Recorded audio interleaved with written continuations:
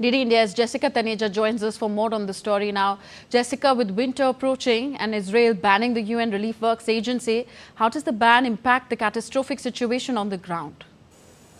So since its inception, the United Nations Relief Work Agency for Palestinians has been operating since 1948, where it had nearly 750,000 refugees back then. Now it is close to 1.9 million and getting closer to 2 million very soon, because the crisis seems to be getting worse in the region. You've seen the airstrikes just a day ago from Israel towards northern Gaza in Beit Lahiya, which has killed now more than 93 people, and that includes 25 children. The situation is dire in terms of humanitarian aid and assistance that is required quite frequently. And with these blockades, it has made the situation even more worse for the refugees who are still in makeshift camps or settlements because of the airstrikes that they've been witnessing in the last so many months, ever since the attack on Israel on October 7. Now, the United Nations Relief Work Agency, Tanvi, is an essential part of how these operations are conducted in terms of providing aid, really, be it medical supplies or even basic food and other necessities like water, medicines. There is a lot that the United Nations Agency does in Palestine, and it has sort of now reached a point where the Israeli parliament has passed not just one law but two laws that disable the functions of that agency in the region. So certainly creating a possible scenario where Gaza is absolutely landlocked without aid. And this has invited widespread condemnation, as you heard, not just from the United States, which has potentially said that if Israel does not allow humanitarian aid inside Gaza, it will not provide further military aid, or there will be certain hesitancies, so to say, when it comes to aiding Israel in its military campaign, both in Gaza and Lebanon, as it continues. So situation gets worse, as I said earlier, but the United Nations Relief Work Agency not being able to now do work, it won't be immediately banned. It'll take about 3 more months. There is no complete bar on the agency, but with the souring of diplomatic relations between the United Nations Relief Work Agency and Israel now, with the Knesset now passing those two laws with a maximum majority in both the laws. So it certainly looks like the only agency that could provide that humanitarian help will not be able to do its work anymore. Okay, and with whatever seen last week, Israel launching strikes on Iran's oil facilities and it's sending alarm bells over wider escalation of the conflict, what are the two sides saying now? Well, you hear from Iran, you heard from the Supreme Leader Ayatollah Khamenei. He said categorically that there will be a measured response to the limited airstrikes that were launched by Israel, if you'd recall, on certain Iranian oil facilities and also military targets. So given the shadow war that continues between the two, one can of course not preempt what happens next, but both sides are prepared to counter, and maybe an indication that this war will move ahead from just being a shadow war to an actual one, which it has been simmering for the last 4 decades.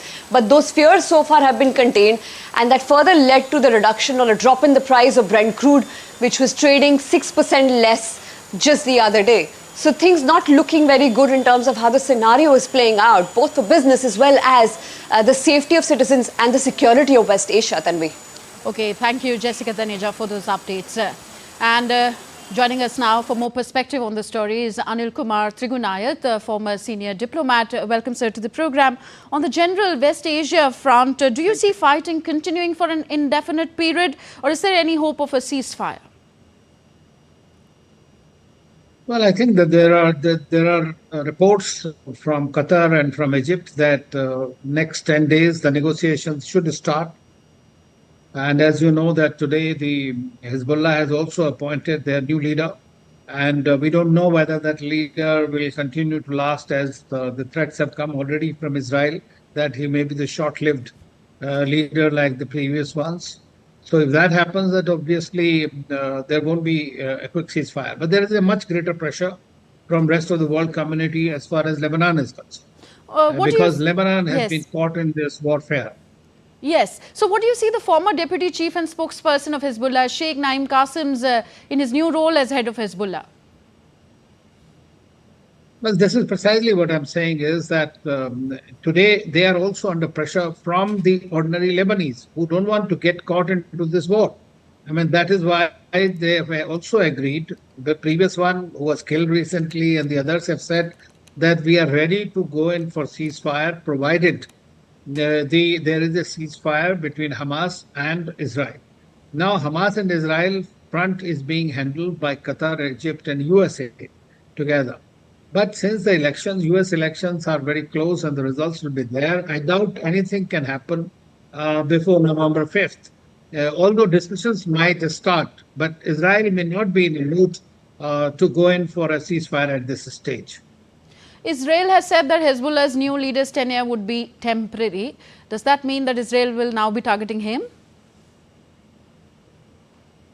Well, the decapitation of the Hezbollah leadership and the Hamas leadership has become a major strategic tool for the Israelis, and they have very successfully done it.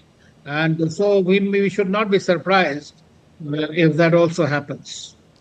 And what is the likelihood of Iran retaliating against Israel's airstrikes near Tehran last week? Well, I think that Iran and Israel, in my view, have squared up, although Jessica has given a long report on this, which is pretty good, actually, I must say. But at the same time, I believe that they are not going to escalate irrespective of the kind of statements that have taken place. We have also heard that both sides have shared the intelligence before undertaking these limited operations from both sides. In the UN Security Council, you have seen the discussions, what has happened there, and both sides are just accused. So there is going to be a lot of war of words. It is neither in the for the benefit of Israel nor for Iran to escalate beyond a point. And all the countries in the Middle East and the rest of the world do not want, under any circumstances, for this war to go beyond the limited proportions. So they have done limited strike, which means this has been just tit for tat to an extent, and mostly on the military installations on both sides. Okay, talking about the role of the USA, why has the US proved ineffective in brokering a ceasefire, and could it be more effective after the US presidential election? It depends on who is the US president next. If it is Kamala Harris, then you can see a little more pressure or renewed effort to stop the war, or at least bring about a ceasefire and release of the hostages on the Hamas front. But if it is Trump, then this particular war may even see a blip of escalation before it really gets to that other stage. Okay, thank you. We'd like to leave this discussion here. Thank you very much, Anil Kumar Trigunayat ji, for joining us on DD India News Hour.